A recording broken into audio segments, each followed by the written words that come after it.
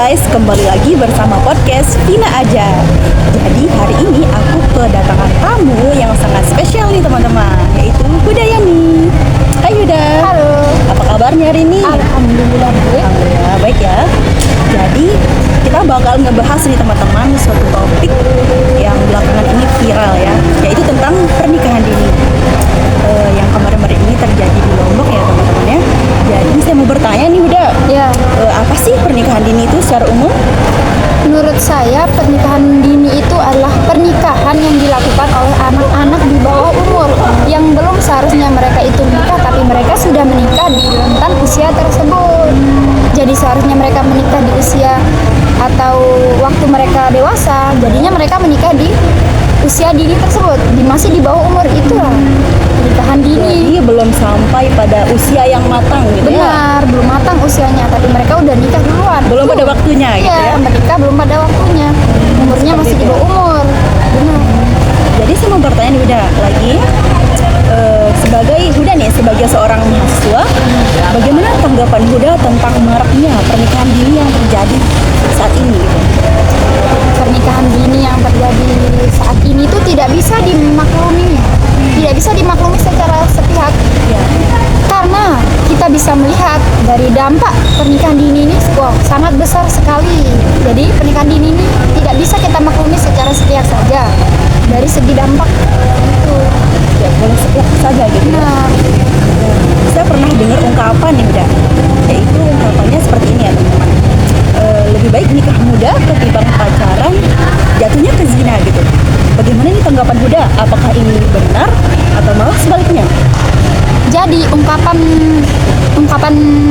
Vina tadi yang mengatakan lebih baik menikah muda. Sebentar, bukan ungkapan saya hanya Oh, iya. pernah mendengar. Iya. Ungkapan tentang lebih baik menikah muda daripada pacaran lama-lama dan jatuhnya zina. Sebenarnya ungkapan tersebut tidak bisa dibenarkan keseluruhannya. Kenapa tidak bisa dibenarkan? Karena ucapan tersebut hanya diucapkan oleh segelintir orang, dan semua orang dan sebagian orang belum tentu setuju akan hal tersebut. Seperti yang kita lihat, kebanyakan orang-orang yang mengucapkan ungkapan lebih baik menikah muda daripada pacaran lama-lama jatuhnya zina itu pasti mereka anak-anaknya sudah menikah. Dan juga pasti orang yang mengungkapkan alibi tersebut pasti dia juga udah menikah. Coba kita lihat orang tua yang anaknya masih menempuh jenjang pendidikan, Ya. pasti orang tuanya itu fan-fan aja, nggak pernah mengungkapkan kalimat tersebut. Pasti orang yang mengungkapkan kalimat tersebut itu pasti anaknya. Misalnya saya mengungkapkan kalimat tersebut, kata-kata tersebut, oh lebih baik menikah muda daripada pacaran jatuhnya zina, pasti anak saya ini udah menikah. Itu sebagai kata lain pembelaan bagi mereka yang Pembelaan diri Iya, sendiri ya begitu ya? Iya, benar. Jadi kata-kata seperti itu tidak perlu ditanggapi. Dari Iya, ungkapan. benar, tidak perlu ditanggapi secara serius. Ditanggapi. Benar. Gitu ya.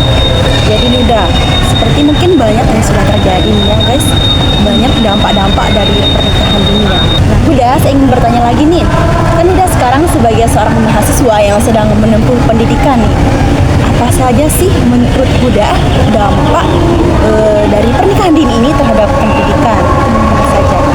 Seperti yang kita tahu ini, pernikahan dini ini adalah kegiatan yang dampaknya itu sangat luar biasa, banyaknya ada banyak sekali dampaknya yang bersifat domino yang berkelanjutan.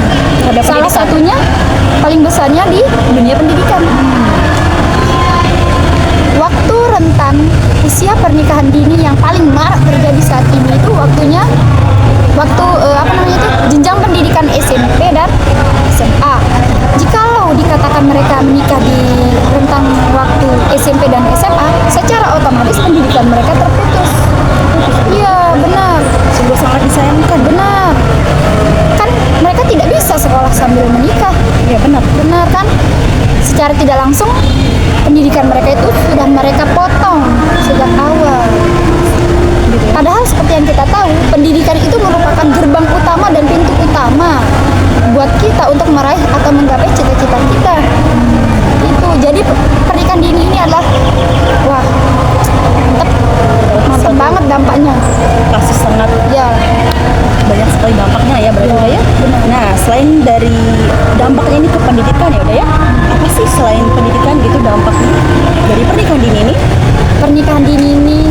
saya katakan tadi ya, dampak dari pernikahan dini ini bersifat domino yang berkelanjutan. Kenapa saya mengatakan hal tersebut?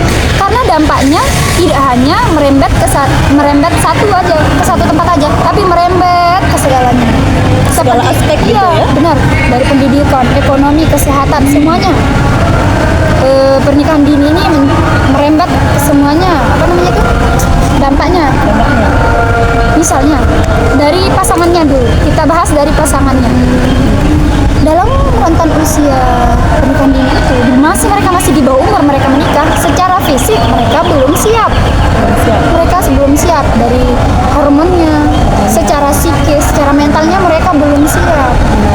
Dan selain ke pasangan akan berdampak juga kepada anaknya, anak dari pelaku pernikahan dini ini. Berarti selain ibu itu ke anak juga gitu ya? Selain ke orang tuanya yang melakukan pernikahan dini, dampaknya juga ke anaknya. Anaknya bisa menderita stunting, kekurangan gizi.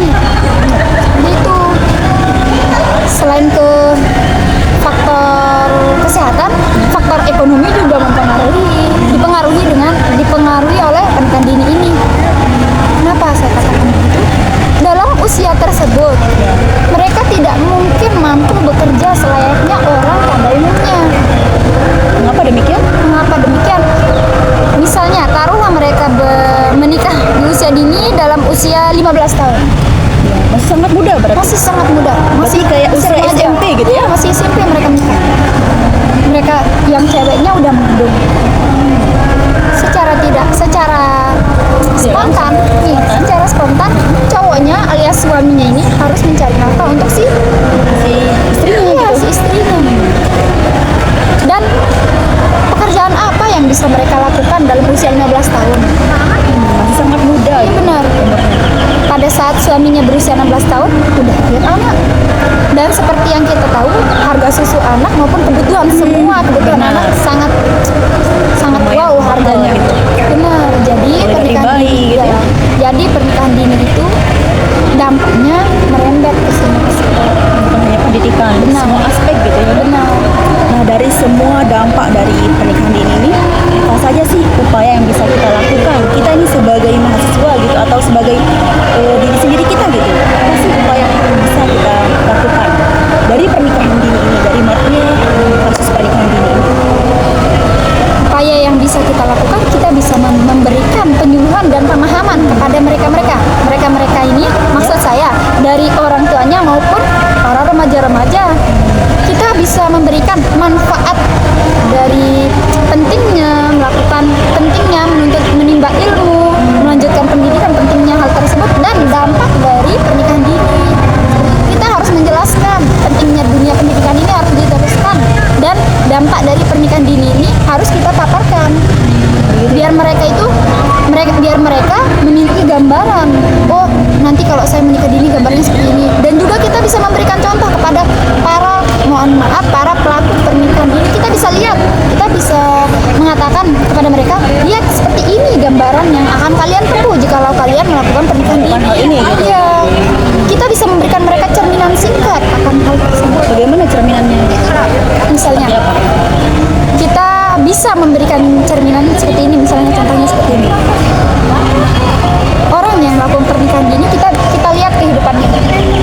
Kita suruh para remaja ini lihat contoh orang-orang yang melakukan pernikahan dini, apakah hidupnya baik saja atau gimana, apakah sekarang mereka gimana, kita kasih tahu, kita berikan contoh seperti itu, biar mereka itu, oh berarti kalau saya melakukan pernikahan dini, oh jadi nanti jangan nanti saya bayangkan gitu bagaimana kelanjutan hidup.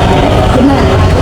Jadi bukan hanya kepada anak-anak gitu ya yang melakukan pernikahan dini, ini tentunya harus dilakukan penyuluhan kepada orang tua. Tentunya ya, orang tua ini di sini pusatnya gitu ya, yang paling penting gitu ya. Jadi pernikahan dini ini teman-teman lebih banyak dampak buruknya ya teman-teman. Benar. Seperti yang kita dengar dari Bunda tadi teman-teman ya. Baik, mungkin itu saja podcast dari kita. Terima kasih saya ucapkan kepada bintang tamu saya kali ini, Gayani, yang sudah memaparkan tentang apa saja sih terkait pernikahan